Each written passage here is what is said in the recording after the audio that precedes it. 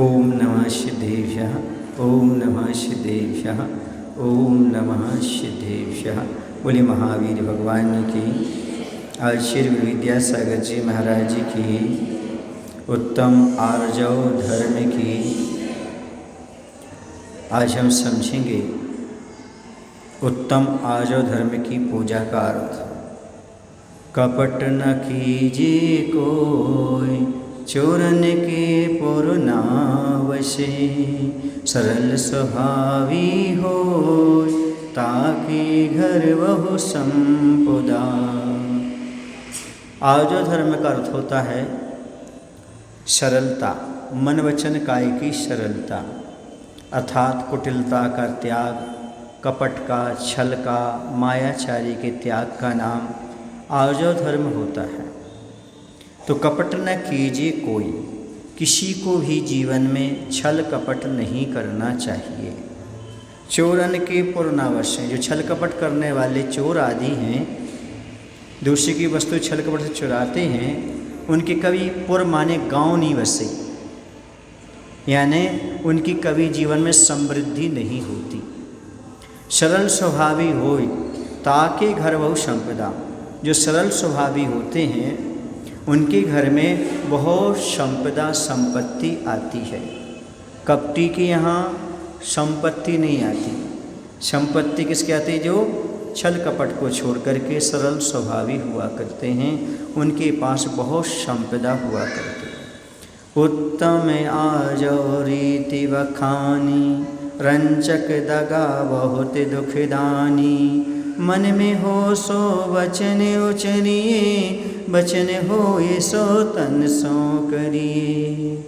उत्तम आर्जव रीति बखानी, आचार्यों ने, संतों ने सबसे अच्छी रीति बखानी माने कही है उत्तम आर्जव धर्म की, यानी नीति न्याय से, रीति से चलना चाहते हो तो सरलता के साथ कपट रहित होकर के चलो। यही सही रीति है, यही सही रास्ता है, यही सही मार्ग है।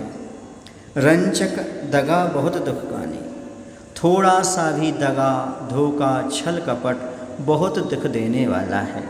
कपट के मार्ग पर, छल के मार्ग पर चलने वाले हमेशा दुख को उठाते हैं, और जो सरल मार्ग पर चलते हैं वो हमेशा सुखी रहते हैं। मन में होशो वचन चरिए, और वचन होशो तन से करिए।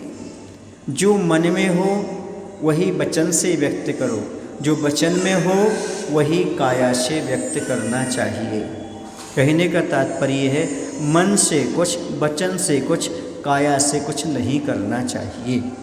कुछ मन से अच्छा बोलते हैं, कुछ वचन से अच्छा बोलते हैं, काया से कुटिलता रखते हैं।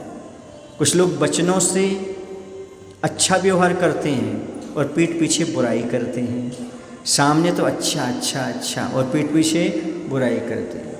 ध्यान रखना, जो आपकी मुख पर प्रशंसा करे, पीठ पीछे बुराई करे, वो दगाबाज है, वो आपका सच्चा मित्र नहीं है। और जो मुख पर तो बुराई करे, पीठ पीछे प्रशंसा करे, वो आपका सच्चा मित्र है। समझ गए? हाँ, तो अच्छे व्यक्ति मुख पर बुरा बोलते, तुम बुरे हो बुरे हो, लेकिन जब तुम नहीं रहोगे तब कहेंगे वो आदमी अच्छा है अच्छा है। समझ गए ना? ये अच्छे आदमी की पहचान है। क्या पहचान है? कि मुख पर तो बुरा कहेगा लेकिन पीठ पीछे कभी बुराई नहीं करेगा। तो मन में होशो वचन उचरिए, वचन होशो तन सो करिए, वचन होशो तन सो करिए। जैसे मन में वैसे वचन, वैसे काय में ही हमें सब करना चाहिए। दुराव नहीं रखना चाहिए। करिए सरल त्यों जोग अपने, देख निर्मल आरसी, मुख करें जैसा लखे तैसा, कपट प्रीति अंगारसी। एक चुटकुला सुनाते हैं आपको इसके बीच में। एक बच्चे से कहा, जैसा मन में हो सो वचन में, और वचन में हो सो काया से किया करो। उसने कहा, मेरे मन में है तुझे मारना है, तो मैंने वचन से बोले तुझे मारूंगा, और एक गाल पर दिया उसने। बोले मन में हो सो वचन उचरिए, वचन हो सो कैसे करिए। ऐसा अर्थ नहीं है। इसका अर्थ ये है मन वचन काय एक होना चाहिए। समझ गए?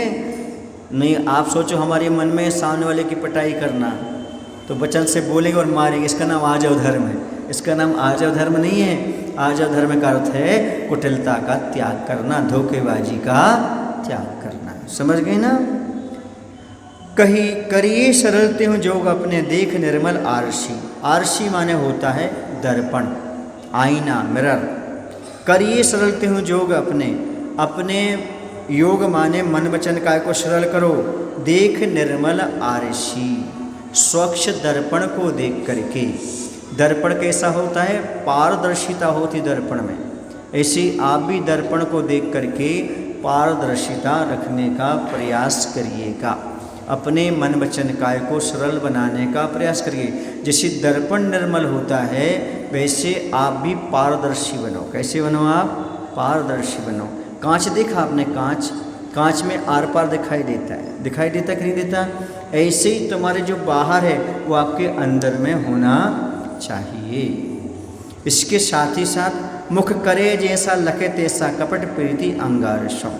जैसे दर्पण में आप करते हो वैसा वहाँ पर दर्पण में दिखाई देता है। ऐसे ही आप जो क्रिया कर रहे हो वो आपके मन में रहना चाहिए। और जो कपट करते हो तो समझो अंगार जैसी है। अंगार समझते हो? जैसे जलता हुआ कोयला है, वो आपके हाथ पर रखोगे तो वह जलाएगा। ऐसे कपटी की प्रीति अंगार जैसे है, स्वयं को भी जलाएगी और दूसरों को भी जलाएगी। धोखा देने से स्वयं का भी नुकसान होता है और सामने वाले का भी नुकसान होता है। नहीं लहे लक्ष्मी अधिक छल करी कर्मबंध विशेषता। भय त्याग दूध बिलाव पीवे आपदा नहीं देखता। छल करके ज़्यादा दिन तक धन दौलत नहीं टिका सकते। छल कपट से आपने पैसा कमाया है वो ज़्यादा दिन रहने वाला नहीं है। क्योंकि अन्याय अनीति का धन 10 वर्ष टिकता है, 11वें वर्ष समूल नष्ट हो जाता है, आपके पास रहने वाला नहीं। छल कपट से आया है तो वैसे ही जाएगा। और कह रहे हैं कर्म बंद और करा जाएगा, और विशेष रूप से पाप कर्म का बंद और करेगा। छल कपट से धन दौलत कमाओगे तो आप ज़्यादा दिन तक टिका नहीं पाओगे, और विशेष कर्म बंद होगा तो दुर्गति के पात्र होगे। आपने देखा होगा बिल्ली आती है तो बिलाव माने बिल्ली, मार्जर, बिल्ली विक्को, भूरी बिल्ली, हाँ विक्को बोलते ना आप लोग, विक्को, बिल्ली विक्को। तो वो आती है, दूध पीती है, पर दूध पीते समय ये भूल जाती पीछे से कोई डंडा लेकर के आ रहा है ना, उस पर एक डंडा पड़ता है। तो कह रहे हैं भय त्याग दूध बिलाव पीवे आपदा नहीं देखता, आपत्ति नहीं देखता। ऐसे छल कपट जो करने वाले जीव हैं वो छल कपट से दूसरे की धन दौलत ले लेते हैं पर पीछे आने वाली आपत्ति को नहीं देखते। जैसे बिल्ली दूध पीते हुए आपत्ति को नहीं देखती। कहने का तात्पर्य ये है छल कपट में आप धोखा दे रहे हो, कोई देखे ना देखे, भगवान तो देख रहा है ना। कौन देख रहा है? भगवान देख रहा है। सुने ना, बुरा करोगे बुरा होगा, अच्छा करोगे अच्छा होगा। कोई देखे या न देखे ऊपर वाला तो देखता होगा ना, और कर्म तो देखता होगा ना। कर्म से कैसे बचोगे? इसलिए दुख देने वाला और कोई नहीं है, कर्म है। इसलिए आपके लिए कर्म से डरना चाहिए। किसी से डरो नहीं, डरो, क्योंकि कर्म से दुख मिलने वाला है। इसलिए मायाचारी करने वाले को कर्म से डरना चाहिए और आर्जव धर्म को, सरलता को स्वीकार करना चाहिए। बोले महावीर भगवान की जय।